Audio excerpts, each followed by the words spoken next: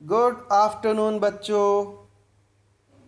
तो कैसे हैं आप बच्चों? इस छुट्टी में सब पढ़ाई कर रहे हैं ना? पढ़ना बहुत ज़्यादा ज़रूरी है। अच्छा, अभी तक जो आपने चैप्टर पढ़े वो सब आपको समझ आ गए? बहुत बढ़िया। ठीक है, तो आज हम पढ़ेंगे चैप्टर नंबर 6, पार नज़र के। तो बच्चों, आज हम पढ़ने जा रहे हैं कक्षा 6 का पाठ नंबर 6, पार नज़र के। वह एक सुरंग नुमा रास्ता था। आम आदमी के लिए इस रास्ते से होते हुए जाने की मनाही थी, लेकिन छोटू ने एक दिन अपने पापा का सिक्योरिटी पास लिया और फिर और जा पहुंचा सुरंग में। तो जो जो लेखक बता रहे हैं क्या था, वह एक सुरंग नुमा रास्ता था।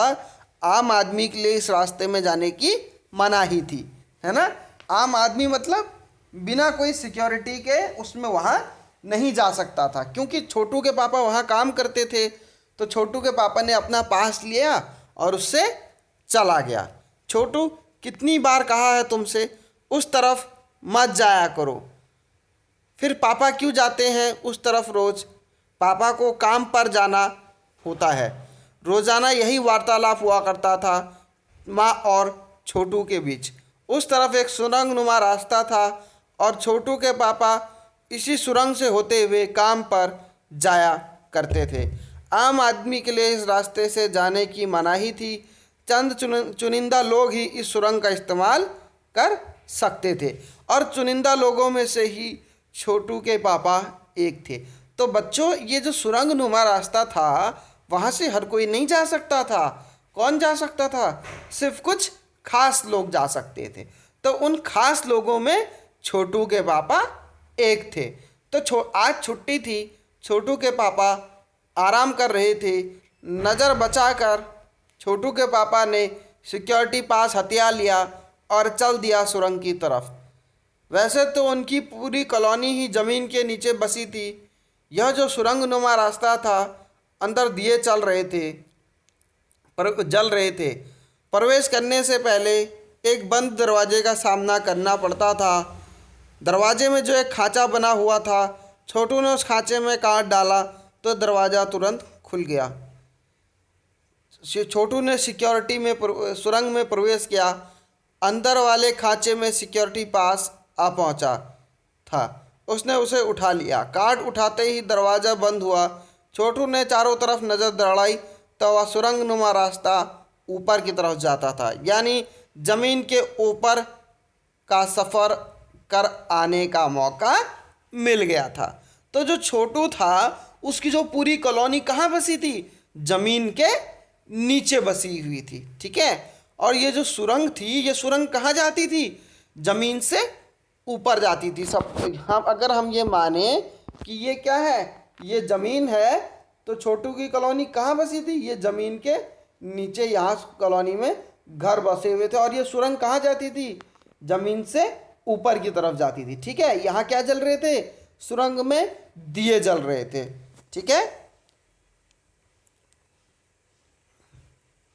मगर कहाँ, मौका हाथ लगते ही फिसल गया।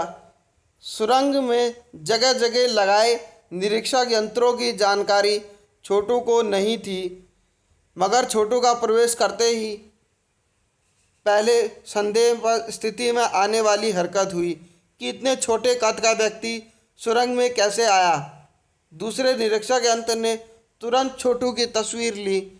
किसी एक नियंत्रण में इस तस्वीर की जांच की गई और खतरे की सूचना दी गई। इन सारी गतिविधियों से अनजान छोटू आगे बढ़ रहा था। तभी ना जाने कहाँ से सिपाही दौड़े चले आए, छोटू को पकड़ वापस घर छोड़ आए। माँ छोटू का इंतज़ार कर रही थी। बस अब छोटू की खैरियत न थी। छोटू के पापा ना होते तो छोटू का बचना भी मुश्किल था।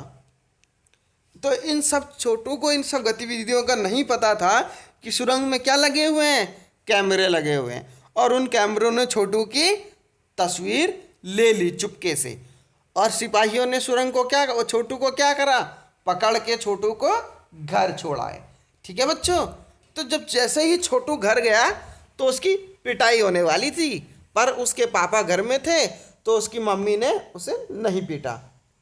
उसके पापा ने कहा, छोड़ो भी, मैं इसे समझा दूंगा, फिर ऐसी गलती कभी नहीं करेगा।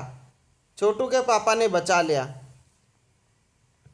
छोटू, जहाँ मैं काम करता हूँ ना, वह क्षेत्र ज़मीन के ऊपर है। आम आदमी वहाँ नहीं जा सकता क्योंकि वहाँ के माहौल में जी ही नहीं सकता। तो फिर आप कैसे जाते हैं वहाँ? छोटू का सवाल लाजमी था। मैं वहाँ एक स्पेशल किस्म का सूट पहनकर जाता हूँ। इस स्पेस सूट से मुझे ऑक्सीजन मिलती है जिससे मैं सांस ले सकता हूँ। इस सूट की वजह से बाहर की ठंड से मैं अपने आप को बचा सकता हूँ। खास किस्म की जूते की वजह से ज़मीन के ऊपर चलना मुमकिन होता है। ज़मीन के ऊपर चलने के लिए हमें एक विशेष प्रकार का परीक्षण दिया जाता है। तो जो छोटू है इन सब बातों को सुन रहा था। ठीक है, उसके पापा ने कहा कि हर आदमी वहाँ सांस नहीं ले सकता, क्योंकि वहाँ सांस लेने के लिए क्या करना पड़ता है? ऑक्सीजन की ज़रूरत होती है, जो एक सूट से मिलती है।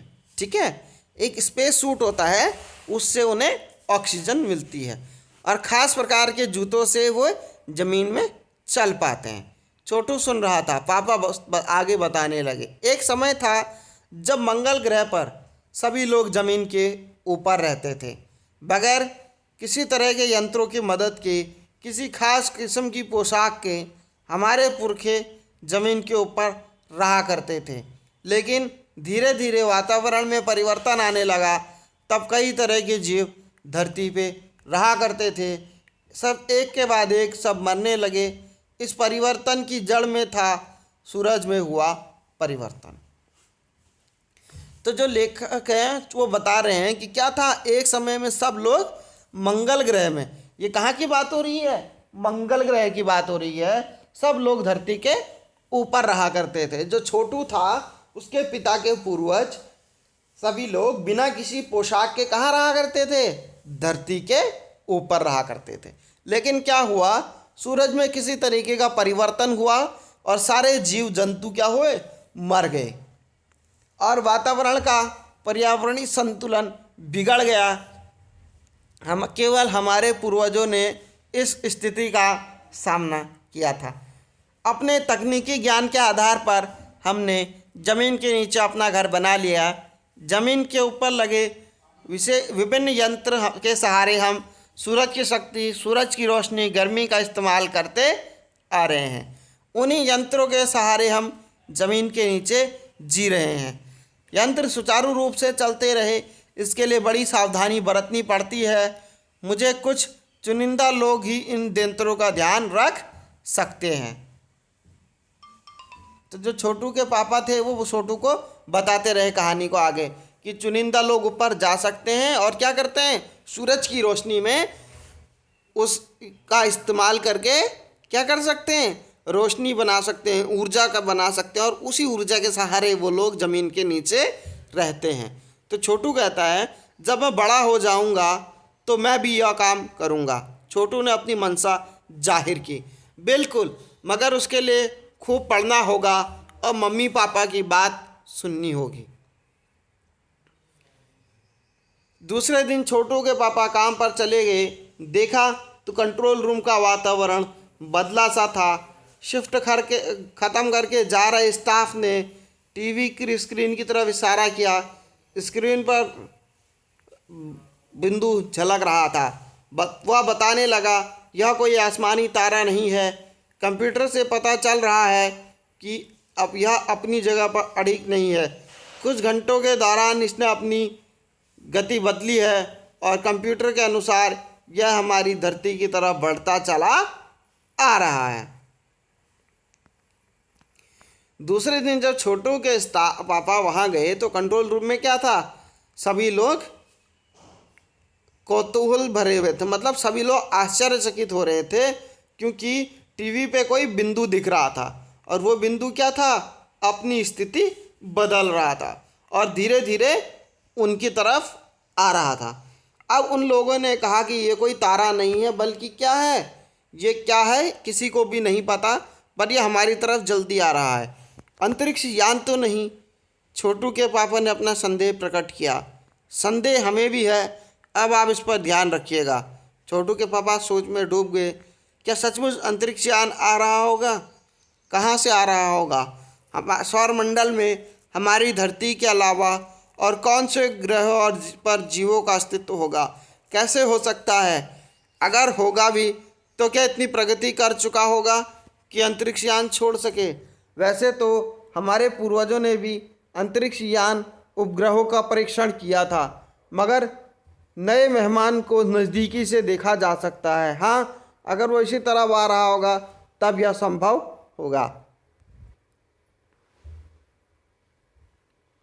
तो जो छोटू के पापा थे वो काफ़ी सारी पुरानी बातों को याद करने लगे कि उनके पूर्वजों ने भी क्या हुआ, अंतरिक्ष यान का परीक्षण किया था। और वे सोच रहे थे कि धरती में हमारे मंगल को छोड़कर और कहाँ जीवन होगा, और जीवन होगा तो कैसा होगा, कितना, क्या वो इतनी प्रगति कर चुके होंगे कि वह अंतरिक्ष यान छोड़ सकें।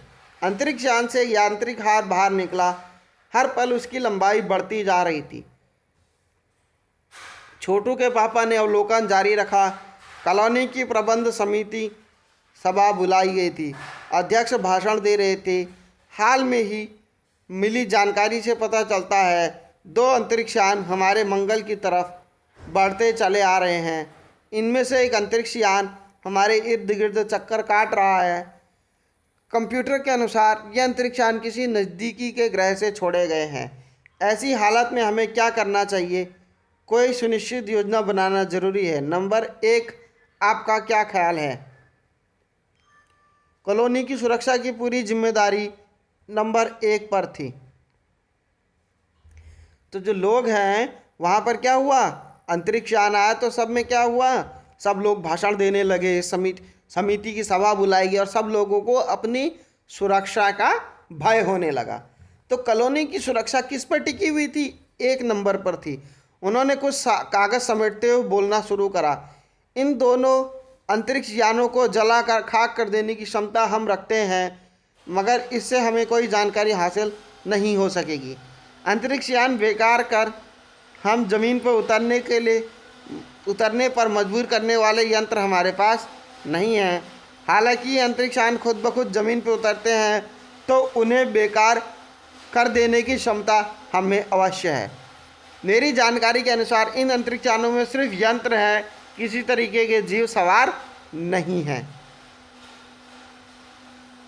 तो जो नंबर 1 थे उन्होंने क्या बोला, हम इन यंत्रों को खराब कर सकते हैं, पर हमारे पास ऐसे यंत्र नहीं हैं कि हम अंतरिक्ष यान को खराब कर दें और आदमी को ज़मीन में उतरना पड़े। अगर ये वो कह रहे हैं कि अगर खुद ब खुद वो ज़मीन पर उतरते हैं तो क्या होगा, हम उन्हें नष्ट कर सकते हैं। मैं कह रहे हैं अगर हम यानों को नष्ट कर देंगे तो हमें कुछ मिलने वाला नहीं है। और वो बताते हैं नंबर 1 कि इनमें क्या है, कोई जीव नहीं है, सिर्फ यंत्र ही यंत्र हैं। नंबर 1 की बात सही लगती है। नंबर 2, एक वैज्ञानिक थे, वे बोले हालांकि यंत्रों को बेकार कर देने में भी खतरा है। इनके बेकार होते ही दूसरे ग्रह के लोग हमारे बारे में जान जाएंगे। इसके लिए हमें अवलोकन करते रहना चाहिए। जहाँ तक हो सके हमें अपने अस्तित्व को छिपाए ही रखना चाहिए, क्योंकि हो सकता है जिन लोगों ने अंतरिक्ष यान भेजे हैं वे कल इससे बड़े भी सक्षम अंतरिक्ष यान भेजें। हमें यहाँ कुछ इस तरह का प्रबंध करना चाहिए जिससे इन यंत्रों को यह गलतफहमी हो कि ज़मीन पर कोई इतनी महत्वपूर्ण चीज़ नहीं है जिसका वे लाभ उठा सकें। तो जो अंतरिक्ष या जो नंबर 2 वैज्ञानिक थे उन्होंने कहा कि हमें अपने अस्तित्व को छुपाए रखना चाहिए और ज़मीन में कुछ ऐसा करना चाहिए जिससे क्या लगे कि कुछ भी महत्वपूर्ण नहीं है। अध्यक्ष महोदय से मैं दरख्वास्त करता हूँ इस तरह का प्रबंध हमारे यहाँ किया जाए। नंबर 3 सामाजिक व्यवस्था का काम देखते थे। उनकी बातों के जवाब में अध्यक्ष कुछ बोलने ही जा रहे थे कि फ़ोन की घंटी बजी। अध्यक्ष ने चौंका उठाया। 1 मिनट बाद सभा को संबोधित करते हुए उन्होंने कहा, भाइयों, अंतरिक्ष यान क्रमांक 1 जमीन पर उतर चुका है। तो यानी कि जो लोग थे, जो उन्होंने क्या बताया, नंबर 3 ने बताया कि क्या हुआ, अंतरिक्ष यान हमारी ज़मीन पर उतर चुका है। वह दिन छोटू के लिए बड़ा महत्वपूर्ण था। पापा उस दिन उसे कंट्रोल रूम में ले गए। यहाँ से अंतरिक्ष यान क्रमांक साफ नज़र आ रहा था। कैसा अजीब लग रहा है यहाँ, इसके अंदर क्या होगा पापा, छोटू ने पूछा। उसके पापा ने कहा, अभी नहीं कहा जा सकता, दूर से निरीक्षण जारी है। हमारा ध्यान है उस अंतरिक्ष, उसके हर अंग पर हमारा नियंत्रण है। वक्त आने पर हम अगला कदम उठाएंगे, छोटू के पापा ने बताया। उन्होंने छोटू को एक काउंसिल दिखाया जिस पर कई बटन थे। जब अंतरिक्ष यान से एक यांत्रिक हार बाहर निकला तो उसकी लंबाई बढ़ती जा रही थी। वह जमीन पर पहुंचकर कुछ मिट्टी उकेर लेना चाहता था। सब लोग स्क्रीन पर दिखाई दे रही अंतरिक्ष यान की हरकत देख रहे थे, सिवाय एक के। उसका ध्यान कहीं और ही था। छोटू का सारा ध्यान था कंसोल का एक बटन दबाने की। अपनी इच्छा को वो रोक न पाया। वह लाल बटन उसे बरबस अपनी तरफ खींचा जा रहा था। तो क्या हुआ, जो छोटू था उसकी क्या हुई, इच्छा हुई कि वो लाल बटन दबा दे। जैसे ही छोटू ने लाल बटन दबाया तो खतरे की घंटी बजी और सब लोगों की नज़र उस तरफ मुड़ गई। छोटू के पापा ने छोटू को एक झापड़ मार दिया। लाल बटन को पूरी स्थिति में ला रखा। नगर उस अंतरिक्ष यान की हाथ की यांत्रिक हरकत सहसा रुक गई। यंत्र बेकार हो गया। उधर पृथ्वी पर एरोनॉटिक्स एंड स्पेस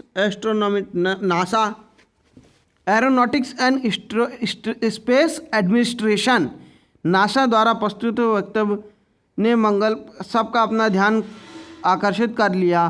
मंगल की धरती पर उतरा हुआ अंतरिक्ष यान वाइंग अपनी निर्धारित कार्य कर रहा है। हालांकि किसी अज्ञात कारणवश अंतरिक्ष का यांत्रिक हाथ बेकार हो गया है। नासा के तकनीशियन इस बारे में ये जांच कर रहे हैं। यांत्रिक हाथ को दुरुस्त करने के प्रयास जारी हैं। तो अभी पता चला कि धरती से अंतरिक्ष यान किसने भेजा था, नासा ने भेजा था।